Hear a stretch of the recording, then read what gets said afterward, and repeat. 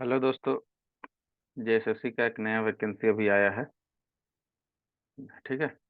इसमें जो है इसका नोटिफिकेशन आ गया है। देखिए, इसका वैकेंसी का नाम है झारखंड क्षेत्रीय कार्यकर्ता प्रतियोगिता परीक्षा 2024। ये एक नया टाइप का वैकेंसी आया है। ठीक है। कार्यकर्ता, क्षेत्रीय कार्यकर्ता के रूप में इसको किया जाएगा बहाली। ठीक है। तो इसमें जो है कुल टोटल जो है, देखिए यहाँ पर जो है को टोटल पोस्ट दिया है। टोटल जो है इसमें पोस्ट कितना है?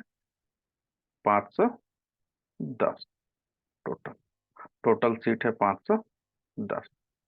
और इसका इसमें देख लीजिए, जनरल का सीट 230 है। कैटेगरी में अगर अनुसूचित जनजाति माने एसटी के लिए देखा जाए तो एसटी के लिए 133 सीट है। एससी के लिए 44 सीट है। बीसी वन के लिए 45 और बीसी टू के लिए 7। और ईडब्ल्यूएस के लिए 51 सीट है। ठीक है। तो कुल टोटल 510 सीट है। अब देखिए इसमें जो है, इसका जो है न्यूनतम शैक्षणिक योग्यता जो है वो क्या रखा गया है? Matric pass. ठीक है। मैट्रिक पास होना चाहिए। और इसमें जो है हर बार की तरह जो ओलंपिक खेले हैं या उससे राष्ट्रीय स्तर पर कोई गेम खेला है, ठीक है, राष्ट्रीय रिकॉर्ड को स्थापित किया, इस तरह का जो खिलाड़ी होगा वो सबको जो है इसमें अलग से संरक्षण मतलब आरक्षण मिलेगा। इसका न्यूनतम उम्र सीमा की जो गणना है वो 1 अगस्त 2024 से किया जाएगा। और अधिकतम का जो है भी गणना जो है 1 अगस्त 2024 से किया जाएगा। तो ये देखना है कि न्यूनतम उम्र जो है 18 वर्ष है। ठीक है। मतलब 1 अगस्त 2024 को 18 वर्ष हो जाना चाहिए। और अधिकतम उम्र सीमा यहाँ पर दिया हुआ है, देखिए, अनारक्षित या आर्थिक रूप से कमजोर वर्ग, ईडब्ल्यूएस और जनरल जिसको कहते हैं उसका 35 वर्ष। बीसी वन का 37 वर्ष। ठीक है। बीसी वन और टू दोनों का है। ठीक है। महिला जिसमें general, EWS, BC one, BC two सब के लिए, सभी महिलाओं के लिए कितना? 38 वर्ष, अनुसूचित जाति जनजाति छोड़ के। और अनुसूचित जनजाति और जाति दोनों छोड़ के एसटी एससी का पुरुष महिला दोनों के लिए 40 वर्ष अधिकतम उम्र है। मतलब एसटी एससी पुरुष महिला जो है 40 वर्ष अधिकतम उम्र तक इस परीक्षा में शामिल हो सकते हैं। ठीक है। और जो निःशक्त अभ्यर्थी है उसको अधिकतम आयु सीमा में 10 वर्ष की छूट दी जाएगी। ठीक है। अब देखिए, निःशक्त के लिए दिया गया है कि निःशक्त किस कौन रहेंगे? दिव्यांग किसको कहा जाएगा? 40% या उससे अधिक, कम बेसी जो भी रहेगा उसमें दिव्यांगता रहना चाहिए, तभी उनको माना जाएगा। आरक्षण का जो दावा किया जाएगा, एक लाइन से देखिए, आरक्षण का तो स्थानीय निवास प्रमाण पत्र कौन सा वैलिड होगा, होगा कि नहीं होगा, कौन सा होगा? तो इसमें देखिए, आरक्षण जो है वो जो फॉर्मेट है उसमें अनुमंडल पदाधिकारी, जिसको एसडीओ कहते हैं हम लोग, के स्तर से दिनांक 2/6/2016 माने 2 जून 2016 या इसके पश्चात निर्गत स्थानीय प्रमाण पत्र जो है मान्य होगा। तो एसडीओ वाला जो है जून 2016 के बाद जो निर्गत है स्थानीय, वो मान्य होगा। या में भी देख लीजिए, अंचलाधिकारी यानी कि सीओ, ब्लॉक में जो सीओ होते हैं, सर्कल ऑफिसर, उसके स्तर का निर्गत स्थानीय प्रमाण पत्र जो 19 जुलाई 2019 या उसके पश्चात निर्गत हो। ठीक है। 19 जुलाई 2019 के बाद, 19 या 19 के बाद, इसके बाद निर्गत। ठीक है। एकदम क्लियर देख लीजिए कि अगर 19 जुलाई 2019 के बाद किसी का ब्लॉक का बना हुआ जो है स्थानीय प्रमाण पत्र है तो वो जो है रेसिडेंशियल तो है, फिर मान्य होगा। ठीक है। अगर उससे पहले का होगा, अगर जो है यहाँ 18 जुलाई 2019 का होगा तो नहीं मान्य होगा। 19 जुलाई का होना चाहिए या 19 जुलाई के बाद का होना चाहिए। क्लियर है? बाकी सब उसमें अलग से वो दिया हुआ है, वो सबको जानने की जरूरत नहीं है। अच्छा, यहाँ भी देख लीजिए, जाति प्रमाण पत्र कौन सा वैलिड होगा। तो जाति प्रमाण पत्र भी अनुसूचित जाति जनजाति के संदर्भ में देखिए, अनुसूचित जाति जनजाति के संदर्भ में है ना जाति प्रमाण पत्र। देखिए, ये जो है दिनांक 10/5/2023, माने 10 मई 2023 को या उसके पश्चात अंचलाधिकारी स्तर पर निर्गत, माने सीओ के स्तर पर, ब्लॉक स्तर पर निर्गत जो जाति प्रमाण पत्र जो है मान्य होगा।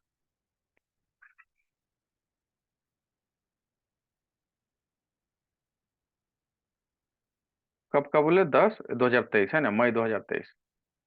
या अगर एसडीओ का वाला देखेंगे तो एसडीओ वाला में देखिए 25 फरवरी 2019 से पहले का निर्गत होना चाहिए।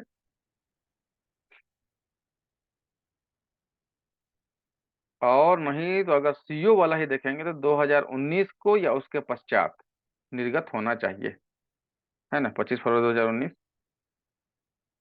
और 10 मई 2023 से पहले का सीओ वाला जो है निर्गत रहेगा तो मान्य हो जाएगा। 25 फरवरी 2019 से 10 मई 2023 के बीच का अगर सीओ स्तर का अधिकारी माने सीओ का या ब्लॉक स्तर का जो सीओ वाला जाति प्रमाण पत्र निर्गत रहेगा तो वो भी मान्य हो जाएगा।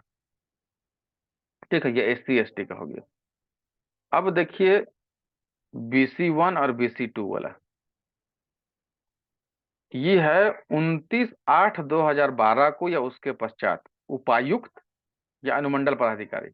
उपायुक्त मतलब DC, अनुमंडल पदाधिकारी मतलब SDO, उसके स्तर पर निर्गत नॉन क्रीमी जाति प्रमाण पत्र को माना जाएगा। ठीक है, लेकिन इसमें एक चीज कहा कि इसमें नॉन क्रीमी लेयर का स्व घोषणा पत्र समापित करना अनिवार्य है, माने वही नॉन क्रीमी लेयर का वो बनता है BC1 BC2 का। अगर DC या SDO लेवल का बना है तब 29 अगस्त 2012 को ही निर्गत हुआ हो या उसके पश्चात निर्गत हुआ, 2012 2013 का भी अगर होगा DC वाला तो चल जाएगा। अब सेकंड देखिए, यहाँ पर सीओ वाला में क्या कहता है, सीओ स्तर वाला में क्या कहता है कंडीशन। यहाँ कहता है कि 25 फरवरी 2019 को या उसके पश्चात निर्गत कोई भी जाति प्रमाण पत्र है सीओ स्तर का वो मान्य हो जाएगा। ठीक है, यहाँ तक क्लियर जाति वाला में। अगर ब्लॉक स्तर का हम लोग जाति प्रमाण पत्र देना चाहते हैं तो यहाँ पर भी नॉन क्रीमी लेयर वाला ही देना है, आगे इसमें लिखा हुआ, ठीक है। लेकिन उसमें क्या है, 25 फरवरी 2019 को या उसके पश्चात यदि निर्गत होगा। ठीक है, चलिए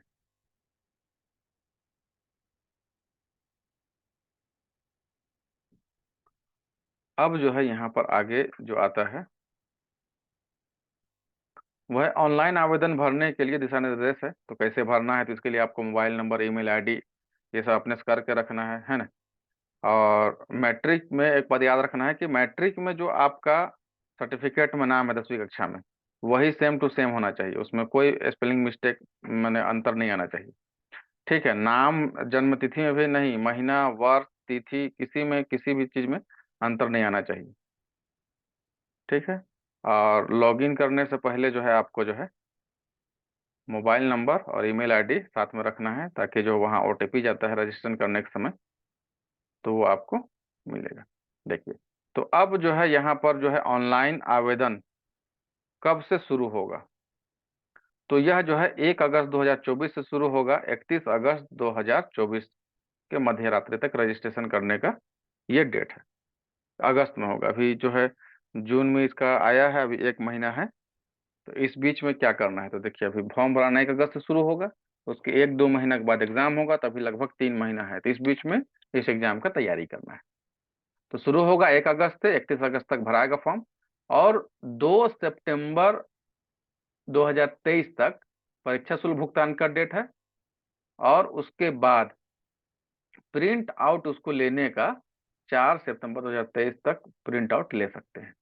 और 6 सितंबर से 8 सितंबर के बीच में इसमें जो है संशोधन कर सकते हैं।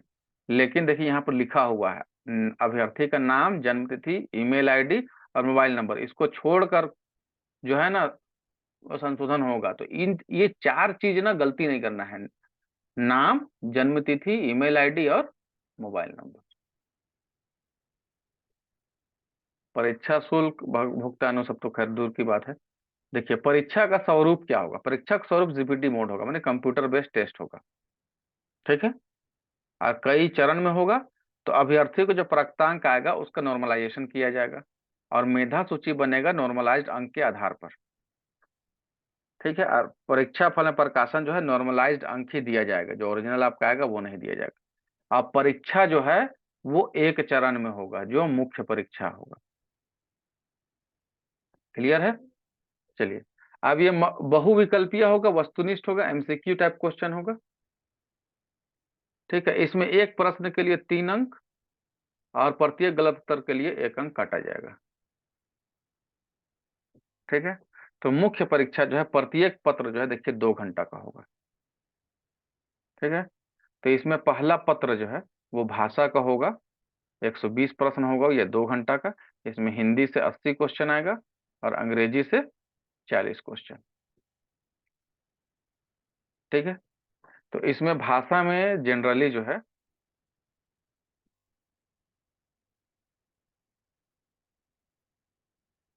भाषा में जो है, भाषा वाले सेक्शन में जनरली ग्रामर, और देखिए भाषा वाले सेक्शन में जैसे हिंदी भाषा में तो हिंदी अनुच्छेद, अनुच्छेद आएगा, और व्याकरण आएगा। अनुच्छेद से 20 प्रश्न, और व्याकरण से 20 प्रश्न। वैसे ही अंग्रेजी से अनुच्छेद से 20 क्वेश्चन, और अंग्रेजी व्याकरण ग्रामर से 20 क्वेश्चन।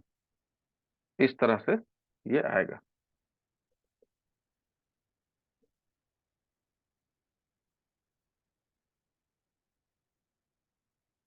ठीक है। चलिए, अब यहाँ पर जो है ये तो पहला हो गया। और यह वाला जो, ये जो भाषा ज्ञान का जो टेस्ट होगा, पहला पेपर, यह जो है वो कैसा होगा, ये क्वालिफाइंग नेचर का होगा। ये कैसा होगा, क्वालिफाइंग नेचर का। इसमें क्वालिफाई का उत्तीर्ण होना किसी तरह से 30% अंक लाना है। मतलब 120 में अगर 360 मार्क्स होता है, अगर एक क्वेश्चन जो है 3 मार्क का है, तो 12 तिया 36, 360। तो इसका 30% आपको मार्क्स लाना होगा। ठीक है। 3 छक 18, 3 तिया 9, और 1 10, 108 मार्क्स आपको इसमें लाना होगा पास होने के लिए। और इसका मेधा सूची में इसका जो है निर्धारित अंक नहीं जोड़ा जाएगा। ठीक है। तो मेधा सूची बनेगा किससे, पेपर 2 से, और पेपर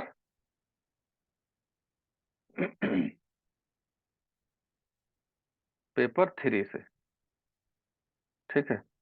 पेपर 2 और प्लस पेपर 3, इससे मेधा सूची बनेगा। तो पेपर 2 में क्या है, क्षेत्रीय जनजातीय भाषा है, ये इतना तरह का भाषा है ना। हिंदी है, अंग्रेजी है, संस्कृत है, उर्दू है, संथाली, बांग्ला, मुंडारी, हो, खड़िया, कुड़ुक, कुरमाली, खोरठा, नागपुरी, पंचपरगनिया, उड़िया, ये सब है। ठीक है। इसमें से कोई जो है एक सब्जेक्ट लेना है। इसमें 100 क्वेश्चन होगा, मल्टीपल चॉइस। ठीक है। इसमें भी 30% अंक लाना अनिवार्य होगा, इससे कम होगा तो आप फेल हो जाएंगे। अच्छा, एक बात यहाँ पर ध्यान देना है कि क्वालिफाइंग वाला में जब आप पास होइएगा ना, तभी आपका पेपर 2 और पेपर 3 का जांच होगा, नहीं तो नहीं होगा। ठीक है। चलिए, अब जो है इसका सिलेबस जो है ना आगे दिया हुआ, अभी डिस्कस करेंगे, देखेंगे सिलेबस किसका देना है।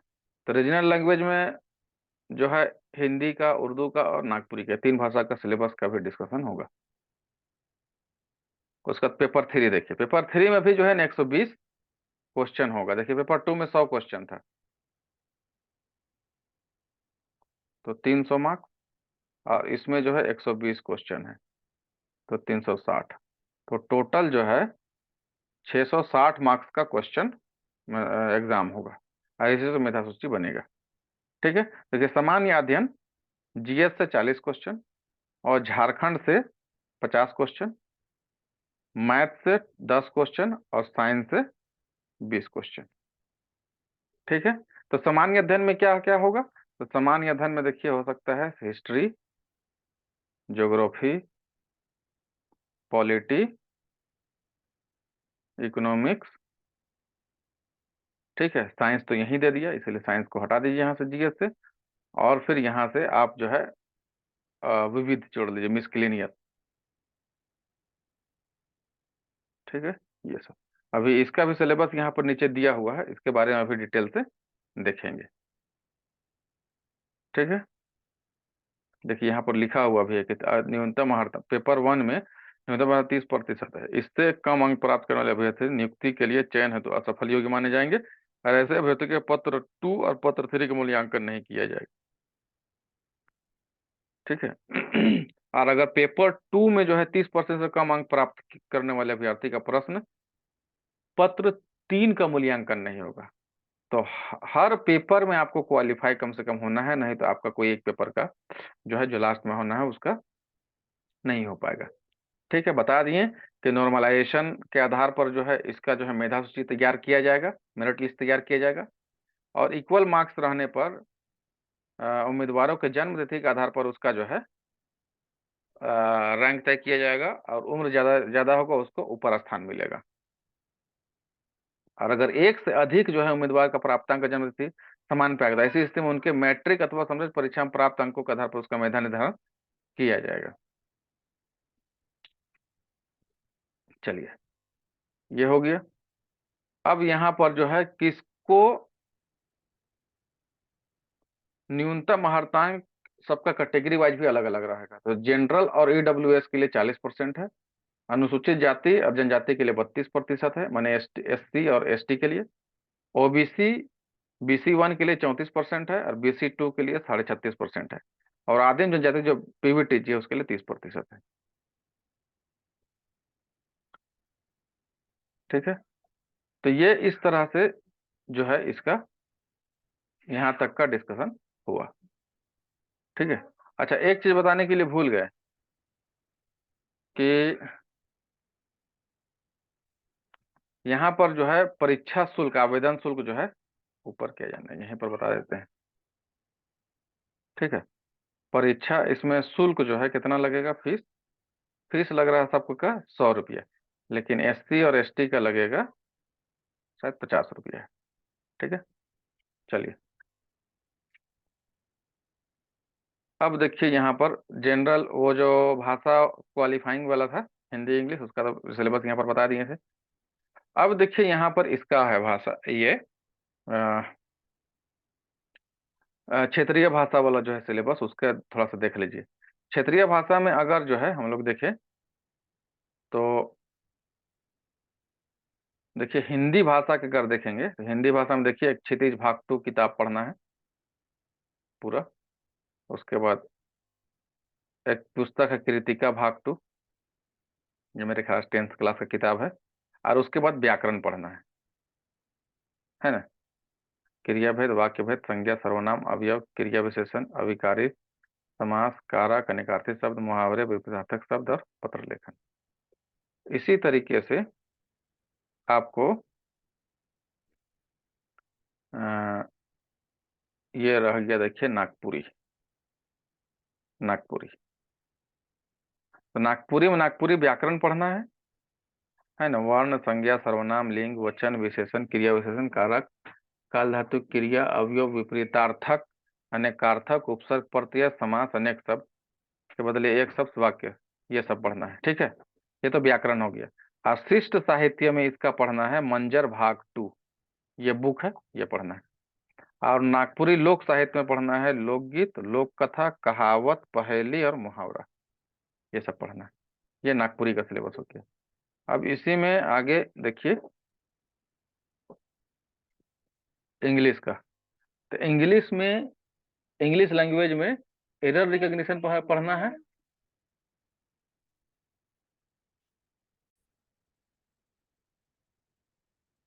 तो एरर रिकॉग्निशन पढ़ना है, उसके बाद ग्रामर पढ़ना है। इसमें सारा चीज देख लिए, ये सब पढ़ना है पूरा, है ना। Adjective, noun, pronoun, verb, subject, verb, agreement, interchangeability of noun verb, है ना, gerund, participle, infinite, infinitive, adverb, tense, clause, transformation, narration, voice, preposition, फिर सिनोनिम, एंटोनिम, इडियम, फ्रेज और कंप्रीहेंशन पढ़ना है। उसके बाद लिटरेचर में देखिए यहाँ पर नोवेल पढ़ना है, ओलिवर ट्विस्ट का,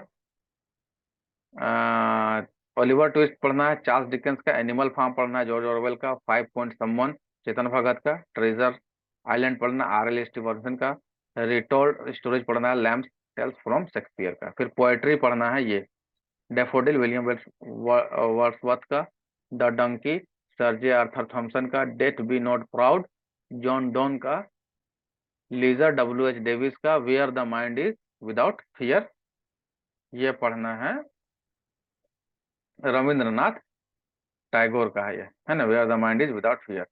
उसके बाद the loveliest trees the cherry now A Housman का। फिर शॉर्ट स्टोरीज पढ़ना है कुछ। उसके बाद एसे है, फिर थोड़ा सा यहाँ पर हिस्ट्री ऑफ इंग्लिश लैंग्वेज ये पढ़ना है थोड़ा सा। फिर ओरिजिन पढ़ना है। तो ये हो गया इंग्लिश लैंग्वेज का। अब उर्दू का देख लीजिए, उर्दू का सिलेबस। उर्दू सिलेबस प्रोज में जो पढ़ना है, कौमी हमदर्दी हाली का, गुजरा हुआ जमाना सर सैयद अहमद खां का, और अच्छी किताब मौलवी अब्दुल हक का। फिर इसी में पोएम पढ़ना है, तरानाए हिंद इकबाल का, ओ देश से आने वाले बता अख्तर शिरानी का पढ़ना है, नगमे शहर पढ़ना है जोश मलिहाबादी का, और बरखा रुत और परदेश हाली का पढ़ना है। तो ये हो गया गद और पद, मतलब प्रोज और पोएम। और ग्रामर पढ़ना है आप लोगों को, उर्दू वालों का ग्रामर देखिए क्या क्या है। अपोजिट माने जिद, जेंडर जिन्स, सिंगुलर है ना, और प्लूरल वाहिद जमा, और मीनिंग है ना, माने वाला मीनिंग, ये इतना चीज पढ़ना है उर्दू में। ठीक है। तो ये एक जो है, ये जो नया वैकेंसी आया है, इसके बारे में थोड़ा सा एक ओवरव्यू दिए थे। पेपर 2 का सिलेबस, पेपर 1 का, पेपर 2 का सिलेबस हो गया। अब पेपर 3 का सिलेबस क्या है? तो पेपर 3 का सिलेबस जो है, यहाँ पर देखिए क्या लिखा है। इसमें प्रश्नों का उद्देश्य प्रतीक के आसपास के वातावरण के सामान्य जानकारी तथा समाज के में उनके अनुप्रयोग के संबंध में उसकी योग्यता की जांच करना है। वर्तमान घटनाओं और दिन प्रतिदिन घटनाओं का सूक्ष्म अवलोकन तथा उनके प्रति वैज्ञानिक दृष्टिकोण जैसे मामलों की जानकारी, जैसा कि किसी विशिक्षित व्यक्ति से अपेक्षा की जाती है, से क्वेश्चन पूछा जाएगा। ठीक है। तो अब इसमें क्या पूछा जाएगा, तो देखिए सबसे पहले समसामयिक विषय, राष्ट्रीय राज्य स्तरीय, राष्ट्रीय और राज्य स्तरीय पूछा जाएगा। ठीक है। भारतीय भाषाएं पूछा जाएगा, पुस्तक, लिपि, राजधानी, मुद्रा, खेल खिलाड़ी, महत्वपूर्ण घटनाएं। फिर भारत का इतिहास, संस्कृति, भूगोल, पर्यावरण, स्वतंत्रता आंदोलन, भारतीय कृषि, प्राकृतिक संसाधन, अब भारत का संविधान, राज्य व्यवस्था, पंचायती राज, सामुदायिक विकास, झारखंड की सामान्य जानकारी। ये जीएस में इतना टॉपिक से सवाल पूछा जाएगा। बेसिकली जेएसएससी का जो जीएस का सिलेबस होता है सबका, अभी तक जो देखा गया है, मैट्रिक लेवल का है, या प्लस 2 लेवल का है, या फिर ग्रेजुएशन लेवल का है, सबका जीएस का सिलेबस सेम है। ठीक है। अब झारखंड का भी देख लीजिए। तो झारखंड का भी सिलेबस जो है आपका एकदम क्लियर है, वही जैसे सीजीएल का जो सिलेबस है, झारखंड का भूगोल, फिर इतिहास, फिर सभ्यता संस्कृति, फिर भाषा साहित्य, स्थान, खान खनिज, उद्योग, राष्ट्रीय आंदोलन में झारखंड का योगदान, विकास योजनाएं, खेल खिलाड़ी। गणित में क्या है, मैट्रिक स्तर का पूछा जाएगा, मतलब 9 और 10 क्लास का आपको मैथ के बारे में बेसिक कॉन्सेप्ट आना चाहिए, उसी से 10 सवाल पूछेगा। और साइंस में भी जो है दिन प्रतिदिन का अवलोकन एवं अनुभव पर आधारित विज्ञान के सामान्य समझ और परिबोध से संबंधित विषय से सवाल पूछा जाएगा, जो एक सुशिक्षित व्यक्ति से किसी विज्ञान विषय के विशेष अध्ययन नहीं किया हो और उससे अपेक्षित किया जाता है कि हाँ ये जानता होगा। तो इसमें भी 9 और 10 क्लास का जो है खास करके एनसीईआरटी से ही सवाल पूछेगा, इससे बाहर नहीं पूछेगा। अगर ये आप कवर कर लेते हैं तो उम्मीद है कि आपका जो है साइंस का क्वेश्चन यहाँ से बाहर नहीं जाए। तो ये हो गया एक जो है पूरा अवलोकन, इस पूरा नया जो आया है वैकेंसी उसका सिलेबस का। ठीक है। क्षेत्रीय कार्यकर्ता के लिए ये वैकेंसी आया है, उसके ये सिलेबस का हम लोग डिस्कस कर रहे थे। और इसका फॉर्म फिलअप होगा 1 अगस्त से शुरू होगा 31 अगस्त तक। फिर 2 दिन उसका परीक्षा शुल्क 2 सितंबर तक होगा, फिर 4 सितंबर तक उसको फाइनल प्रिंट आउट लेने का है, और 6 से शायद 9 तक जो है इसका संशोधन करने का डेट है। तो उम्मीद करते हैं आप लोग इसके अगर एलिजिबल हैं तो इस फॉर्म को भरिए, अच्छा चांस है। और इसका तैयारी से संबंधित किसी तरह का कोई जानकारी आप लोग को चाहिए तो कमेंट बॉक्स में बताइएगा जरूर। और इसके लिए भी वीडियो हम लोग जो ऑब्जेक्टिव एमसीक्यू टाइप का सब्जेक्ट वाइज जो है अपने यूट्यूब चैनल में डालेंगे। Thank you.